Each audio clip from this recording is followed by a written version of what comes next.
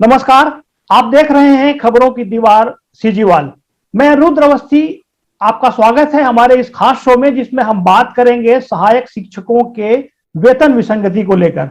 आप सभी जानते हैं कि छत्तीसगढ़ के सहायक शिक्षक एक फेडरेशन के बैनर तले पिछले 11 दिसंबर से राजधानी रायपुर में आंदोलन कर रहे हैं। उनकी एकमात्र मांग है वेतन विसंगति दूर की जाए। ये वेतन विसंगति क्या है, ये वेतन विसंगति क्यों पैदा हुई और इसको ठीक कैसे किया जा सकता है, इस संबंध में हम बात कर रहे हैं इस विषय के जानकार छत्तीसगढ़ शिक्षक कांग्रेस के महासचिव, प्रांतीय महासचिव कमलेश्वर सिंह राजपूत जी से।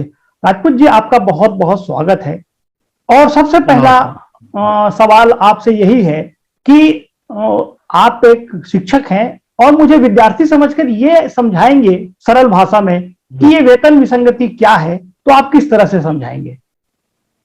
जी सर, ये सर छत्तीसगढ़ शासन द्वारा 17/5/2013 को एक आदेश जारी किया गया, जिसमें शिक्षक जो पंचायत एवं नगरीय निकाय है उसे शासकीय शिक्षकों के समान 8 वर्ष या 8 वर्ष की पुण्य तिथि में शासकीय शिक्षकों को समान वेतनमान दिया जाता है। ये आदेश प्रसारित किया गया था।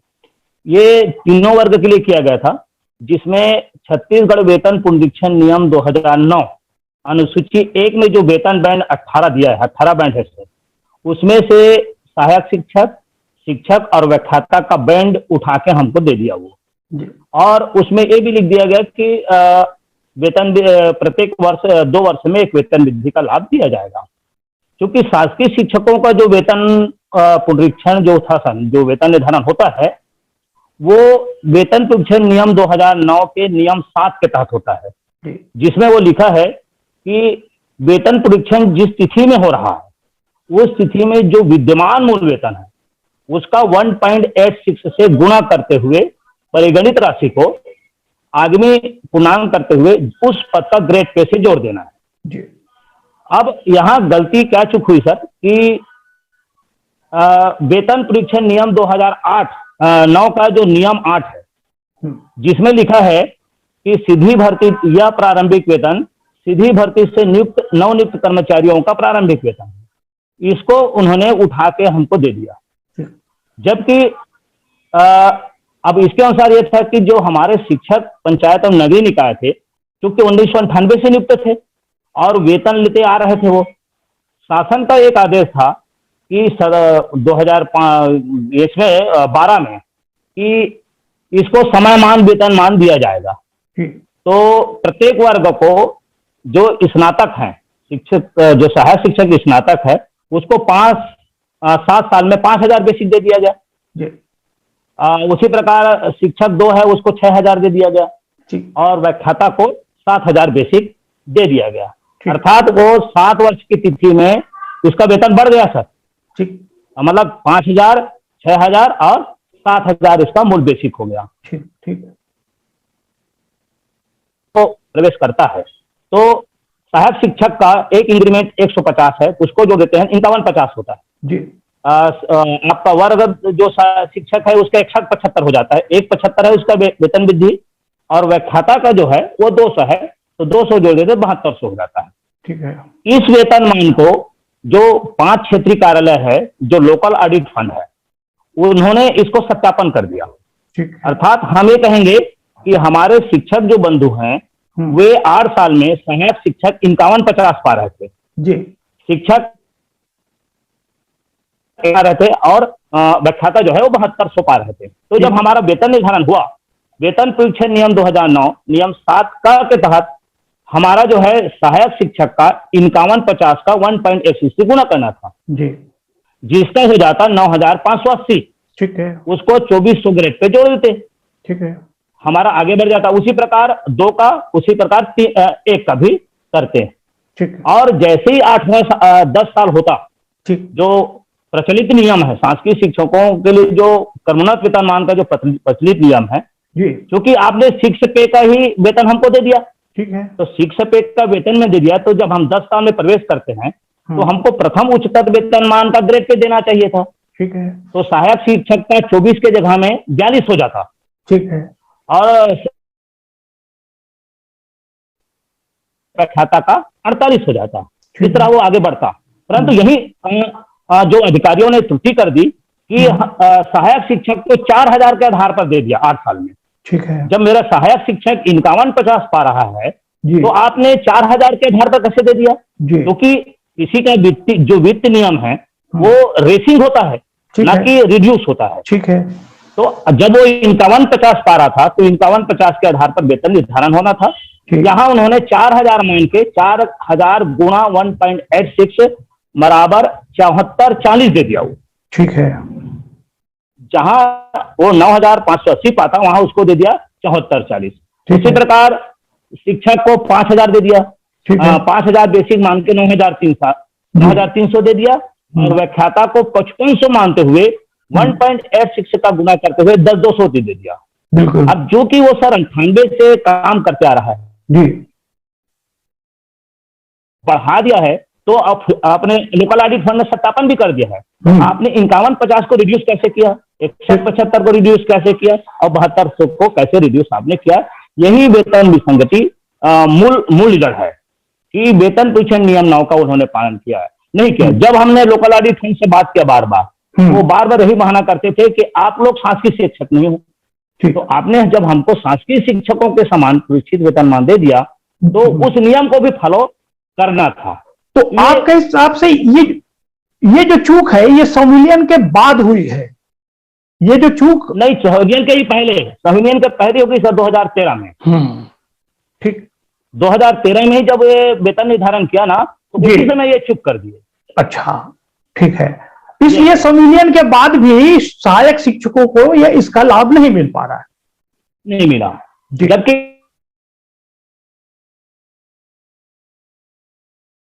तो ये वेतन आगे बढ़ते हुए 30 जून 2018 को हमारा लास्ट एलपीसी जारी करते। तो लास्ट एलपीसी जारी करते तो हमारा वेतन बढ़ा हुआ रहता। ठीक। और बढ़ा हुआ रहता तो जो 7वां वेतनमान का फार्मूला है 2.57। ठीक है। इससे गुणा तो हमारा रेस हो जाता। ठीक है। जब आपने 1/7/18 को 2.57 का फार्मूला लागू किया तो आप उसको पहले क्यों नहीं किए? ठीक है भाई, आप 6 पे के अनुसार देंगे तभी तो आप 2007 का फार्मूला लागू करें। बिल्कुल बिल्कुल, एक तरफा हो गया जी। इसलिए इसमें ना कम से कम प्रत्येक वर्ग को 10 से 15,000। वही मैं प्रश्न आपसे पूछना चाह रहा था कि इसमें एक नुकसान शिक्षक को कितना हो रहा है, ये भी बहुत सिलसिलेवार समझाइएगा। इसमें सर लगभग बेसिक जो चेंज हो रहा है, बेसिक से डीओ जोड़ेंगे लगभग। बेसिक के पास जो डीए जोड़ेंगे, एचआर जोड़ेंगे और गतिरोध भत्ता जोड़ेंगे तो कम से कम प्रति माह 10 से 12,000 का नुकसान हो रहा है।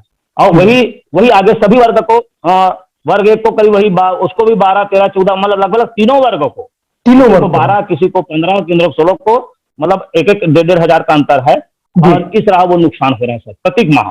अच्छा, अब मैं आपसे ये जानना चाहूंगा कमलेश्वर जी कि जो ये वेतन विसंगति हो चुकी है, इतना नुकसान हो रहा है शिक्षकों का, तो इसे दूर किस फार्मूले से किया जा सकता है, जो आसान फार्मूला आप समझते हैं? आसान फार्मूला ये है सर कि जो रूटीन है, माननीय उच्च न्यायालय या सुप्रीम कोर्ट में भी इस संबंध में कई प्रकार की याचिकाएं दायर हुई हैं जी। उसमें माननीय न्यायालय द्वारा ये आदेश पारित किया गया है कि पूर्व सेवा की गणना करते हुए कोई भी कर्मचारी सिविलियन भी हो गया तो उसको पूर्व सेवा की गणना करते हुए 10 वर्ष में पहला क्रमोन्नत समयमान वेतनमान दे दिया जाए। बिल्कुल। तो जैसे सहायक शिक्षक को 10 वर्ष में समयमान वेतनमान का उच्चतर वेतनमान दिया जाता है जी। तो उसका जो है 9,300 और 4,200 ग्रेड पे हो जाएगा सर 10 साल में।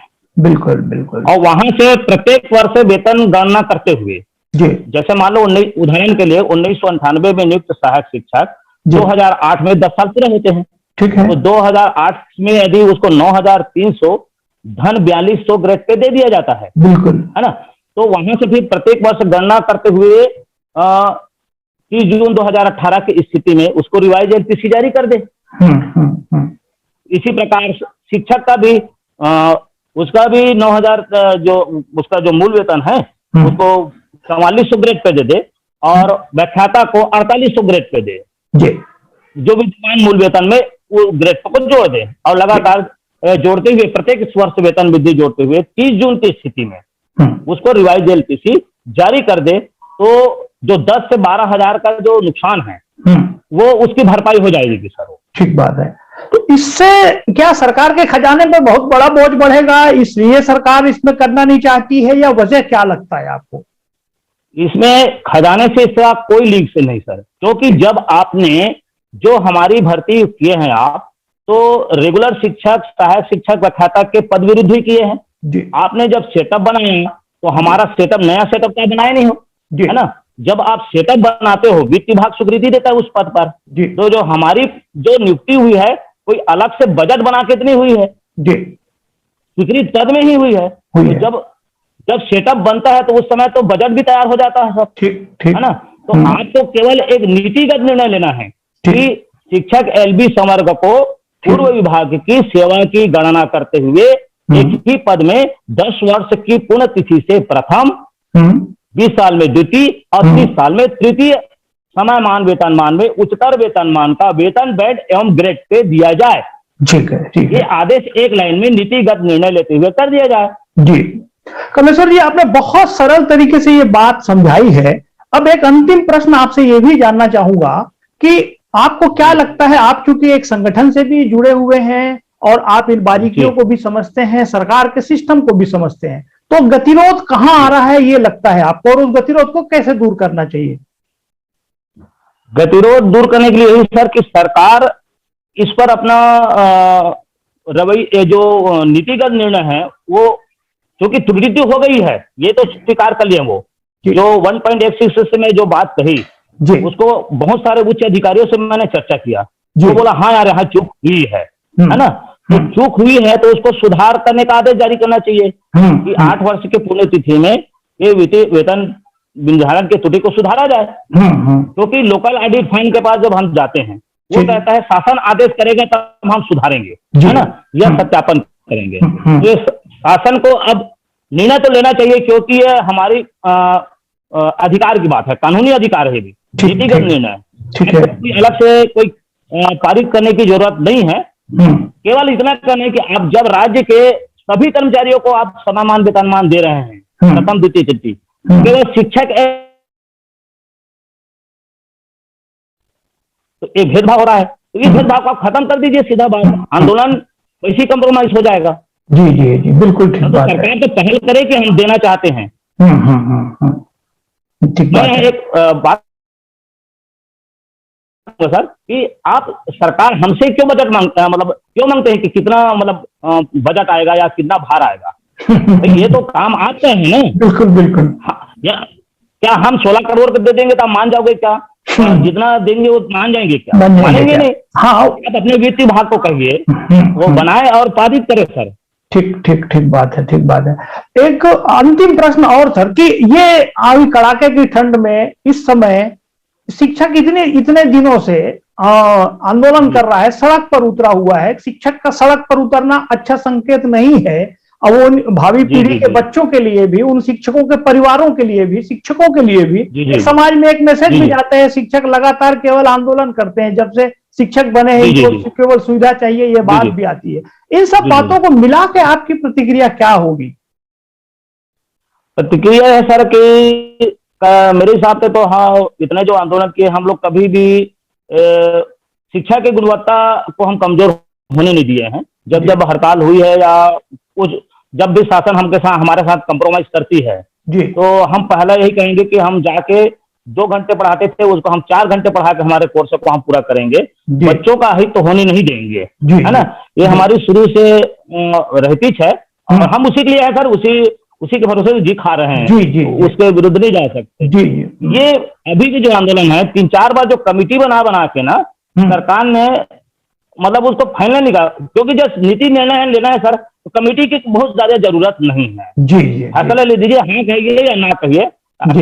अब वो मजबूरी में आए हैं सर, और नहीं होना चाहिए मेरे हिसाब से, आंदोलन की जरूरत पड़नी ही नहीं चाहिए। और अधिकारियों को जितना जल्दी हो सके जो शिक्षक नेता हैं उससे चर्चा करे, सभी संघ के अध्यक्षों को बुला ले और एक बीच का रास्ता निकालने और आंदोलन को समाप्त करने का पूरा प्रयास करना चाहिए, क्योंकि हमको ये छात्रों के हित में है सर। जी है ना? बिल्कुल सही। और जी बोलिए।